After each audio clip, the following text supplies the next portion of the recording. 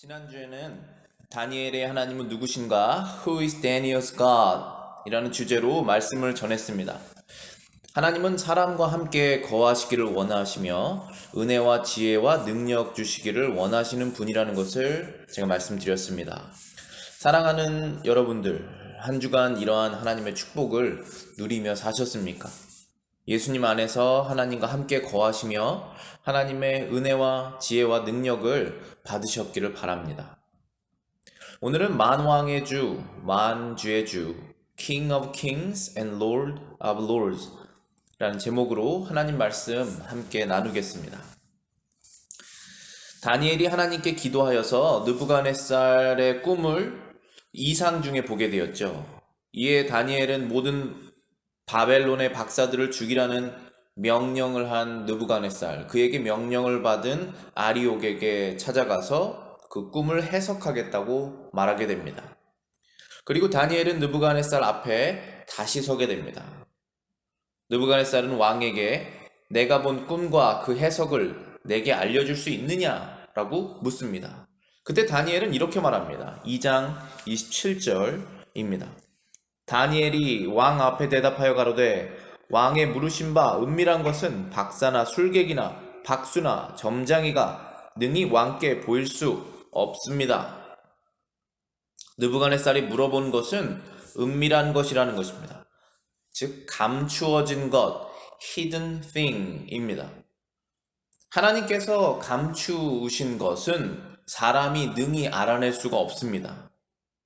신명기 29장 29절에는 감추어진 일은 우리 하나님 여호와께 속하였다라고 말하였습니다. The secret things belong to the Lord our God.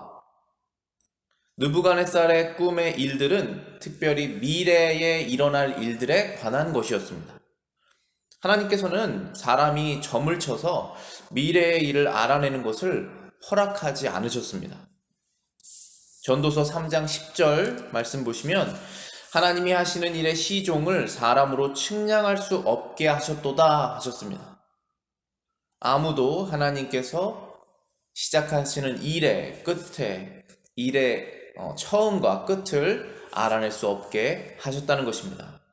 그럼 하나님께서 사람에게 원하시는 것은 무엇이냐 하면 앞으로의 일을 알아내는 것이 아니라 모든 것을 거룩하게 만드시는, 아름답게 만드시는 하나님을 신뢰하는 것입니다.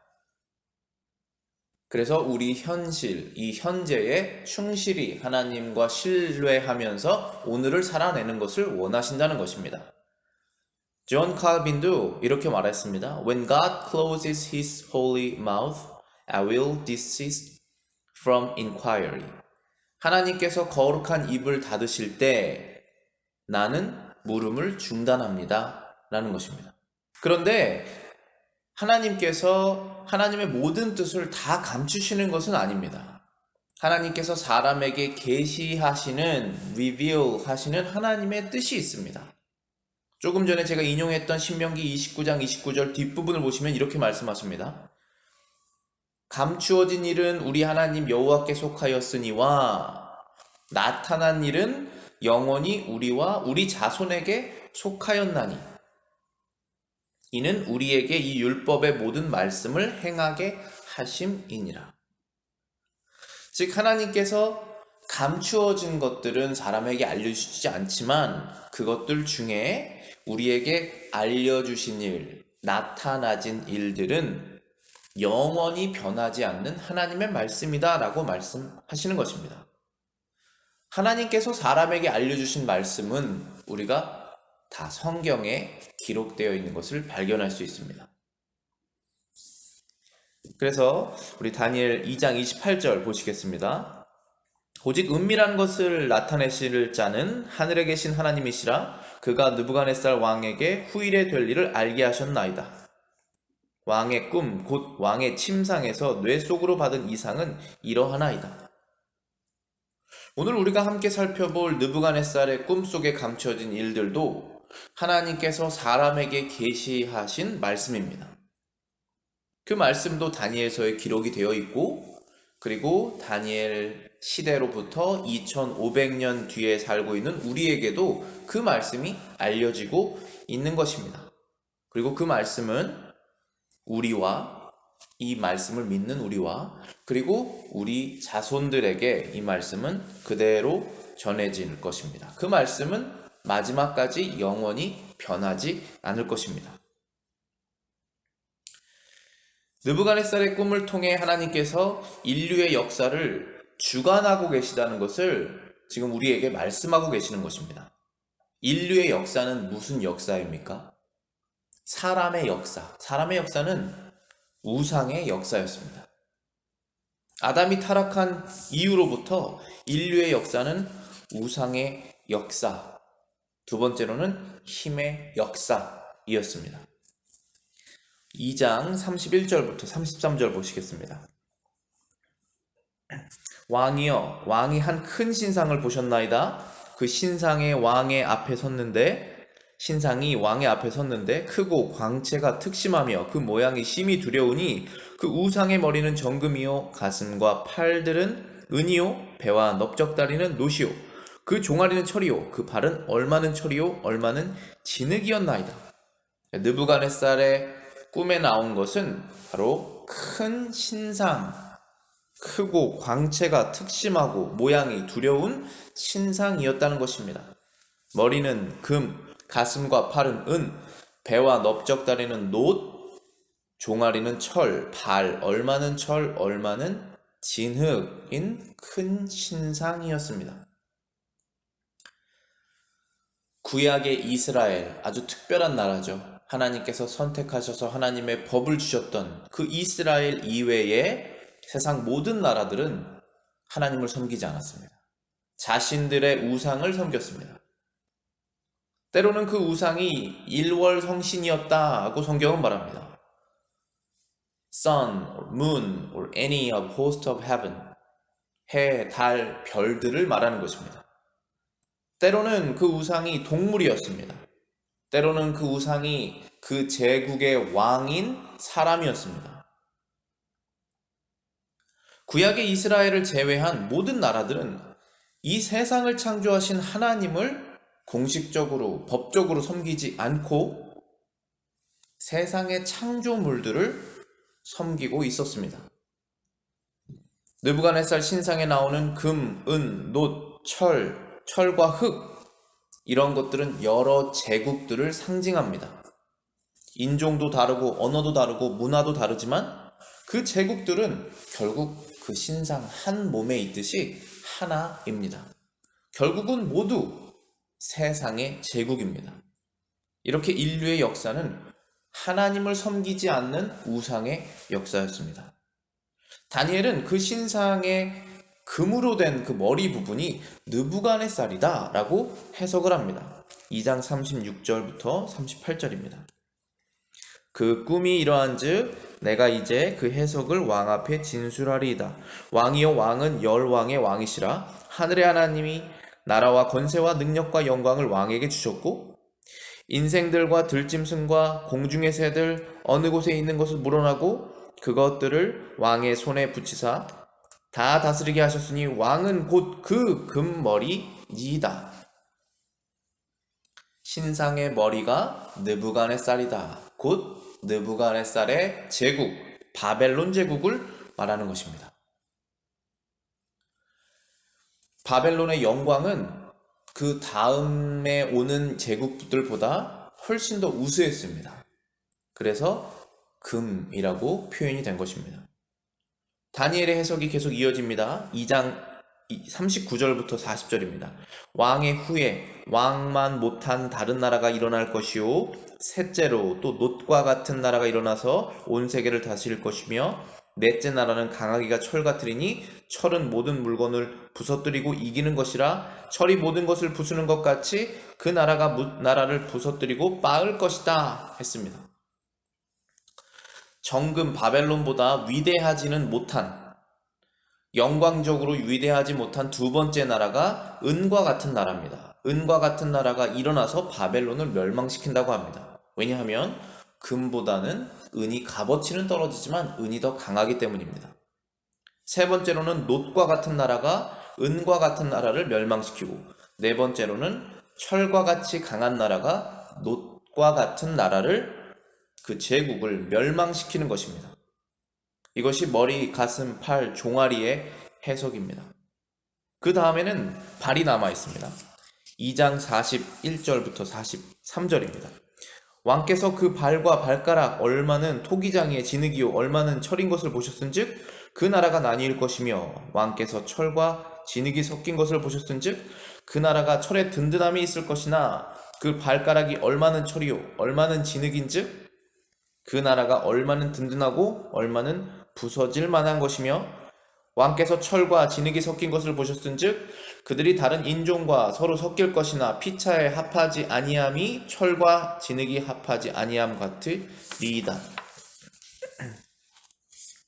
지금까지는 계속 다음 제국이 그 전 제국을 힘으로 이기는 그러한 형국이었지만, 제일 마지막 네 번째 제국은 다음 왕국에 의해서 멸망되지는 않습니다. 왜냐하면 철의 제국이 그대로 다시 다음에 철의 제국이기 때문입니다. 하지만 다른 것은 그 철의 제국이 진흙과 섞여 있는 모양일 것이다 라고, 무언가 변화가 있을 것이다 라고 이야기하고 있는 것입니다. 해석하고 있습니다. 예언하고 있습니다. 다니엘은 이 부분을 이렇게 말합니다. 43절에 다른 인종과 서로 섞일 것이나 피차에 합하지는 아니할 것이다. 철과 진흙이 합하지 않음과 같다 라고 했습니다.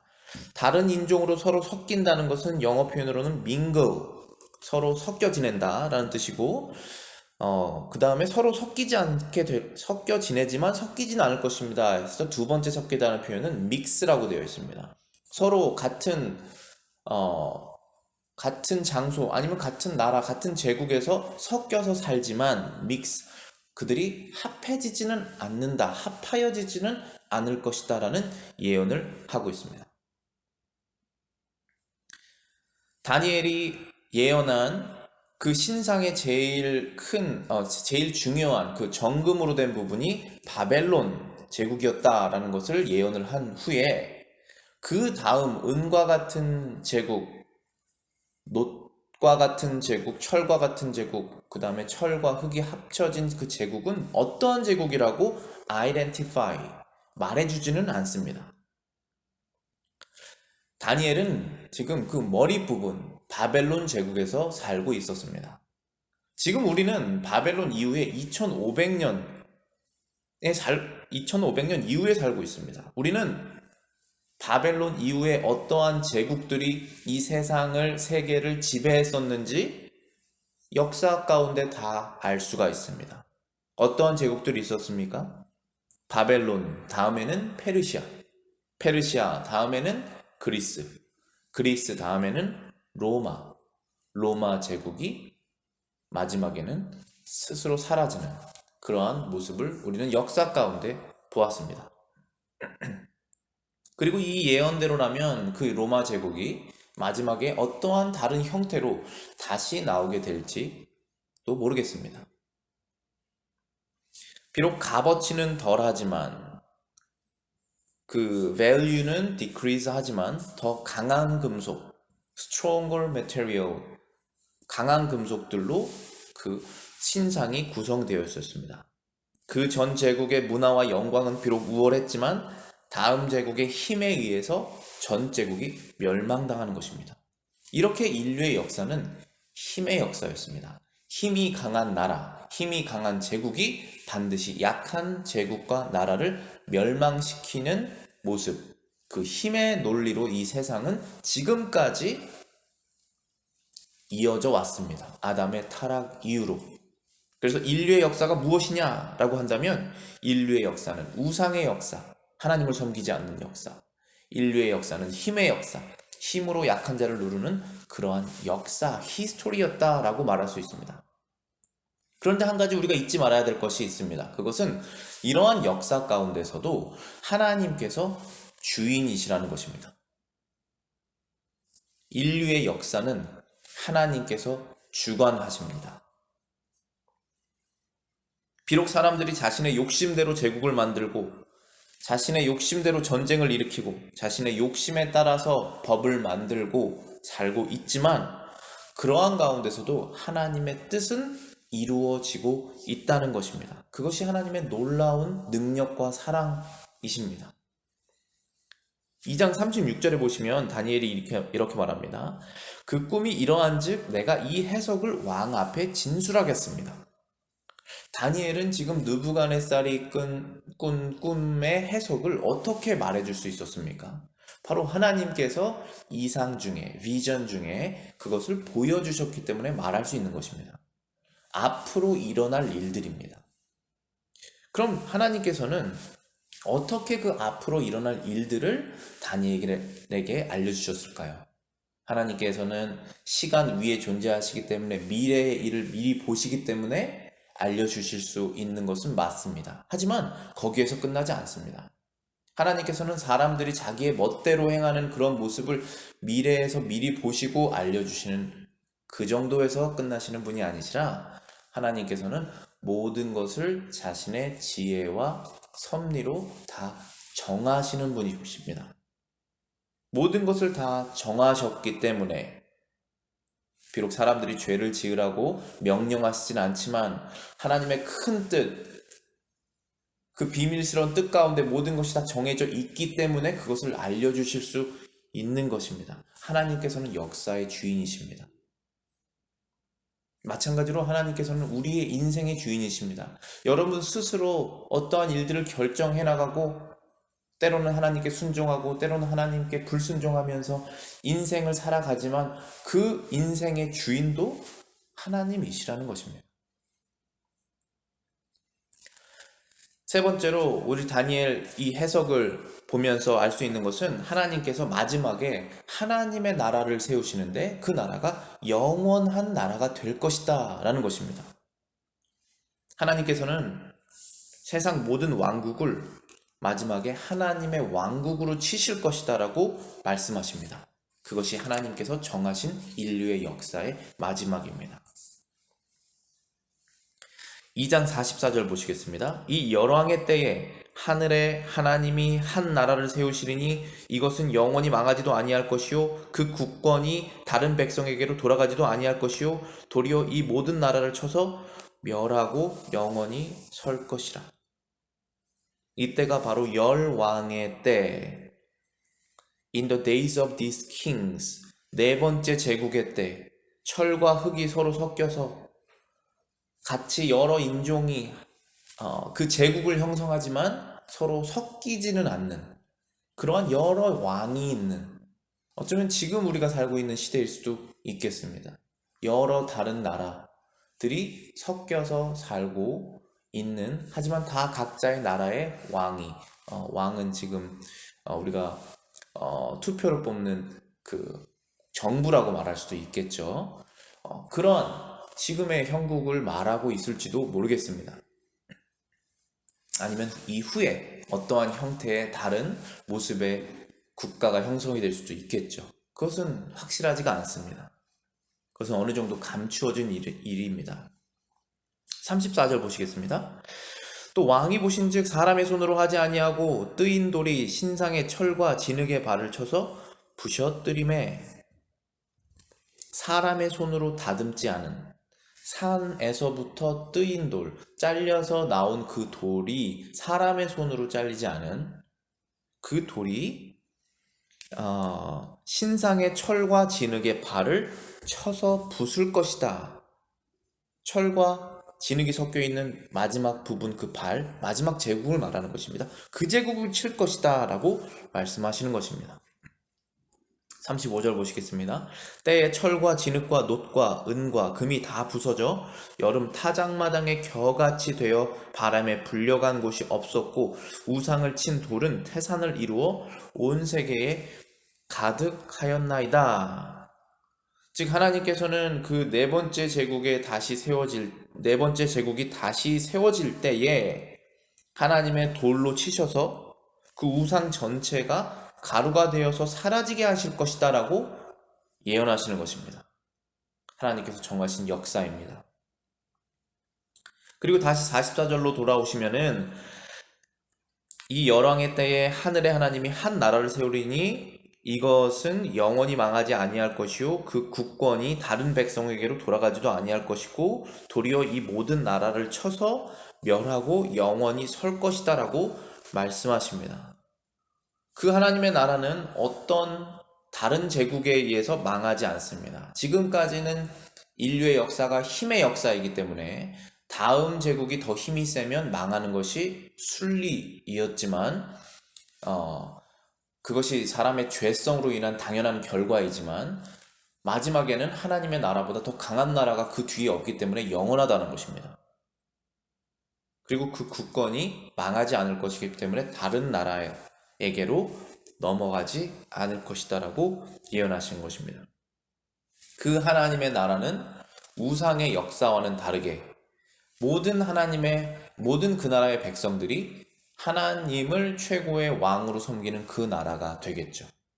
그래서 인류의 역사는 그때 완전하게 바뀌는 것입니다. 우상의 역사, 힘의 역사였는데 하나님을 섬기는 나라, 그 다음에 더 이상 힘의 역사가 통하지 않는 가장 강한 나라로 마지막에 하나님의 나라가 세워진다는 예언을 하시는 것입니다.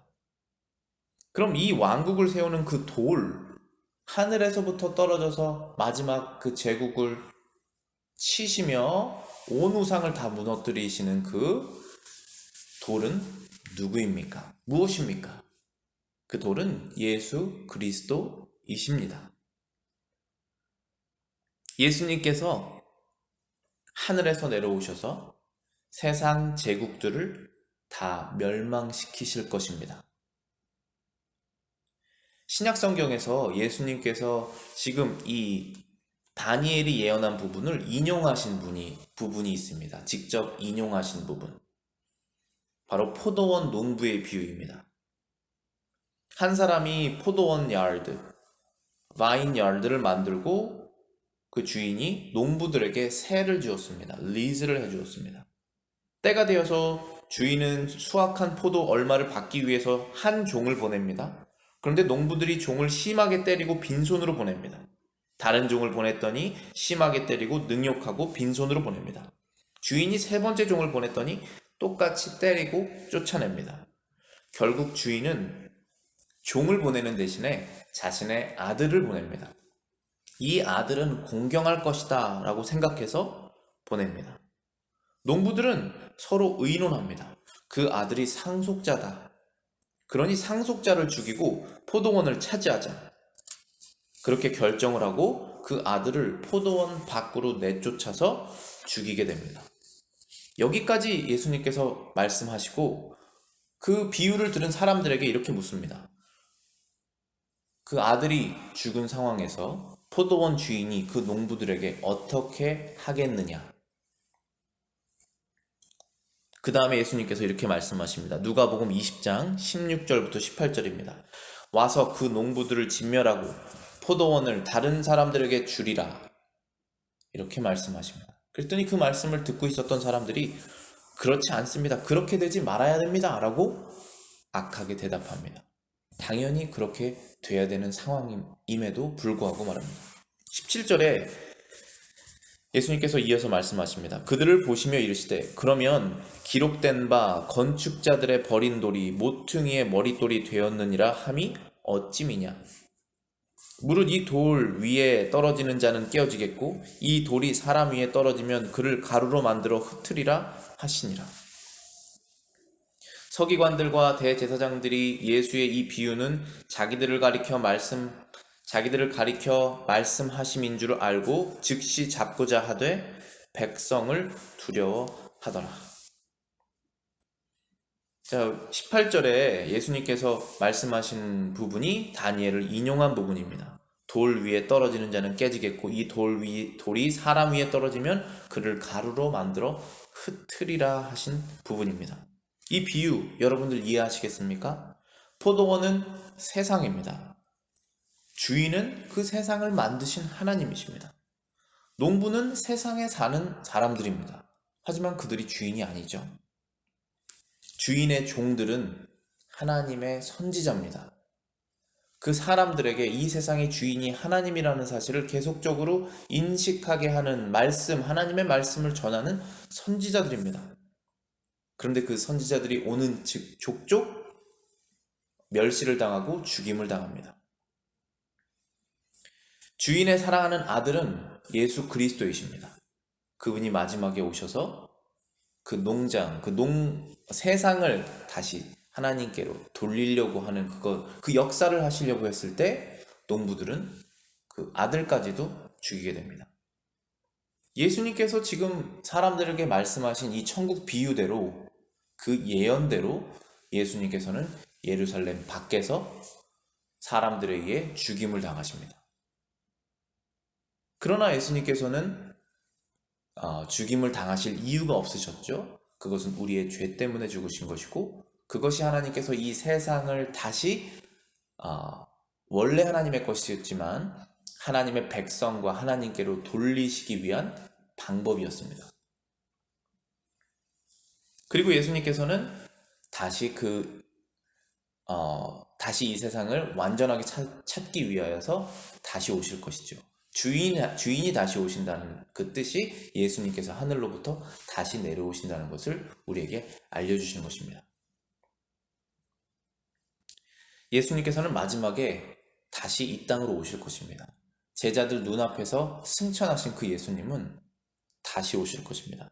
사도행전 1장 10절에 보시면 갈릴리 사람들아 어찌하여 서서 하늘을 쳐다보느냐 너희 가운데서 하늘로 올려지신 이 예수는 하늘로 가심을 본 그대로 오시리라 하였느니라.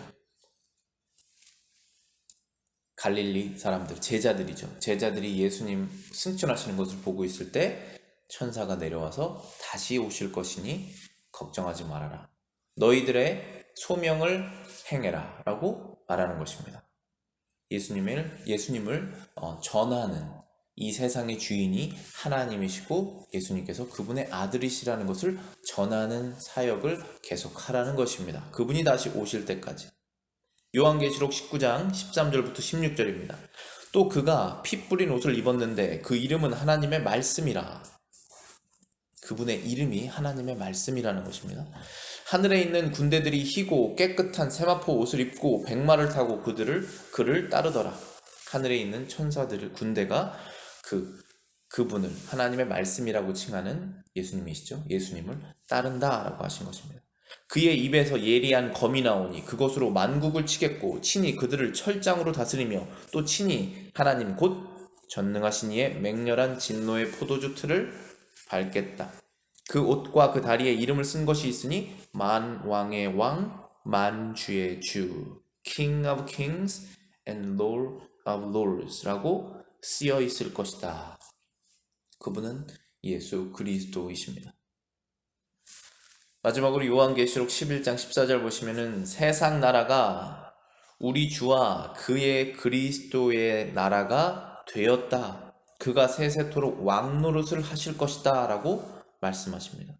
이 세상 모든 나라가 하나님과 하나님의 그리스도의 나라가 되어서 영원히 왕이 되실 것이다 라고 예언하십니다. 다니엘은 이렇게 해석을 끝내고 45절에 이 말로 마무리를 합니다.